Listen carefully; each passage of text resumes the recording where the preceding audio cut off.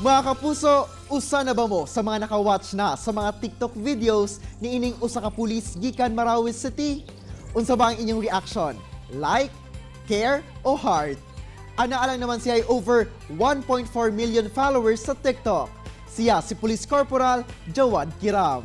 Police Corporal Jawad, good morning at welcome po sa At Home with GMA Regional TV. Kamusta po kayo, sir? Magandang umaga po sa inyong lahat, lalong-lalo na sa mga nanonood ngayon. Hello po sa inyong lahat. Okay lang po ako ngayon and medyo pagod din kasi galing ako ngayon sa trabaho. Sir, paano po kayo nagsimulang nahilig sa TikTok? Nagsimula ako mag-TikTok nung na-assign ako sa regional headquarters sa Parang Maguindanao. Kasi wala akong kasama sa boarding house tsaka wala akong ginagawa dun sa boarding house. One time, meron akong nakitang nag-post ng TikTok sa Facebook. So, nagustuhan ko yung video niya. Kaya, nung nakita ko yun, is nag-download ako ng TikTok din sa aking cellphone. So, nung pag-download ko, is tinry ko na. Nag-dub na ako, sinubukan ko lahat. So, nasiyahan ako dun sa application. Kaya, yun na, nahilig na ako sa pag-TikTok hanggang ngayon. Hoy, ang tanda-tanda mo na, di mo pa alam pinagkaiba ng AM tsaka PM. AM sa umaga, PM mo ko.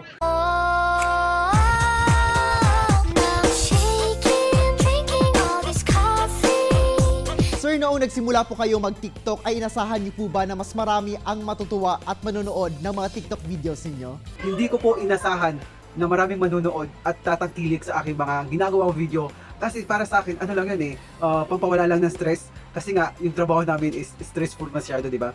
So, pag nagtitiktok ako is parang nagbibigay ako ng good vibes sa sarili ko, lalo na sa sarili ko, at saka hindi ko alam na nagbibigay na din pala ako ng good vibes sa mga viewers o nanonood sa TikTok. Plus points po ba, sir, na mas marami ang nanonood sa TikTok videos ninyo dahil nga isa din kayong uniformed personnel? Para po sa akin is plus points po yung pagti-TikTok namin na naka-uniform kami. Kasi minsan ka lang kasi makakita ng mga pulis o uniform personnel na nagti-TikTok o gumagawa ng dubbing, sumasayo sa harap ng camera, kumakanta, di ba? Minsan ka lang makakita nun. Kaya plus points yun para sa akin.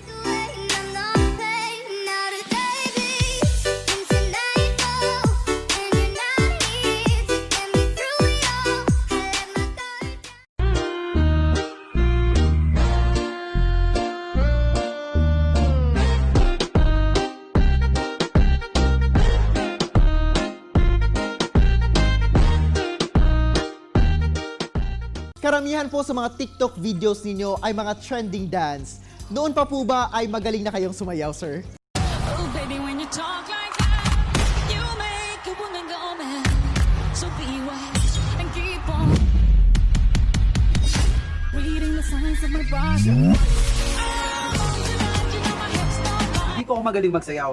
Nung college kasi ako is nasali ako sa modern dance nung intramurals. So doon lang ako nakasayaw. And ngayon, na may TikTok na, sinubukan ko magsayaw ulit. So, ayun na nga. Kaya ko pa rin palang sumayaw hanggang ngayon. So, salamat sa TikTok kasi nagagawa ko na yung mga gusto ko.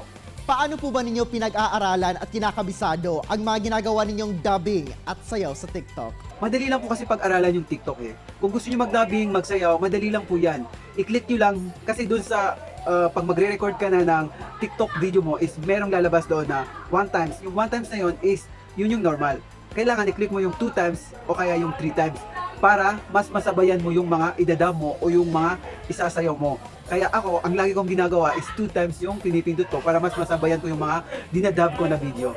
Sir, aside sa pagti-TikTok, pinasok nyo na din po ang vlogging. Yes po, nagbo-vlog na din po ako ngayon kasi pinilit ako ng mga classmate ko na mag-vlog kasi daw, ang dami ko daw followers sa TikTok. Kaso wala akong sweldo sa TikTok, di ba? So sa akin naman is okay lang walang sweldo basta makapagbigay lang ako ng good vibes sa mga viewers is okay na yung sa akin. So nag-vlog ako para ma-enhance yung public speaking ko. Kasi una sa lahat, mahihayin talaga ako sa camera. Hindi talaga ako mahilig magsalita sa camera. So ngayon is parang nasasanay na ako magsalita sa harap ng camera. So mas nakatulong na yun sa akin. Naka-assign ako kasi ngayon sa Police Community Relation. or bago na ngayon kasi Police Community Affairs Division na. So, mas nakakatulong yung pag-vlog ko kasi mas na-enhance ko yung public speaking ko at nakakasalita na ako sa harap ng camera sa mga taong kinakausap ko. Sir, inaasahan niyo po ba na magiging sikat kayo sa TikTok with over 1.4 million followers? Una sa lahat, hindi ko talaga inasahan na papatok o tatangkilikin ng mga viewers sa TikTok yung mga videos ko. Hindi ko talaga inasahan na aabot yung followers ko ng 1.4 million. So, para sa akin is, masaya na ako na umabot ako doon kasi hindi ko talaga inasahan. So, kahit konti lang yung followers ko, mapasaya ko lang kayo o mapasaya ko lang mga viewers sa TikTok, okay na yun sa akin. Sir, bilang isang pulis at TikToker din, ano po ba ang satisfaction sa sarili ninyo na nakapagbibigay kayo ng good vibes sa mga netizens? I'm so happy.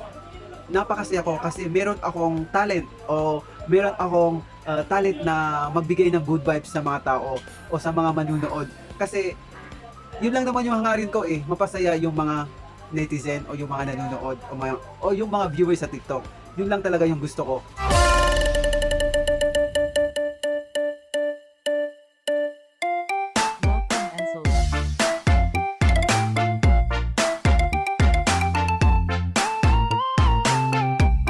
Alright, maraming salamat po Police Corporal Jawad sa pagbibigay ng good vibes sa mga Mindanawan. Maraming salamat po sa pag-imbita sa akin dito sa inyong morning show. And yun nga, sa mga hindi pa nakaka-follow sa akin sa TikTok, i-follow nyo lang ako sa aking TikTok account at Jawad Kiram Official. At saka doon sa aking YouTube channel, i-subscribe nyo lang po ako. Search nyo lang po yung pangalan ko, Jawad Kiram. So yun lang po, maraming salamat po sa lahat ng nanonood ngayon. Hello po sa inyong lahat. Mag-ingat po tayo lagi at God bless us all.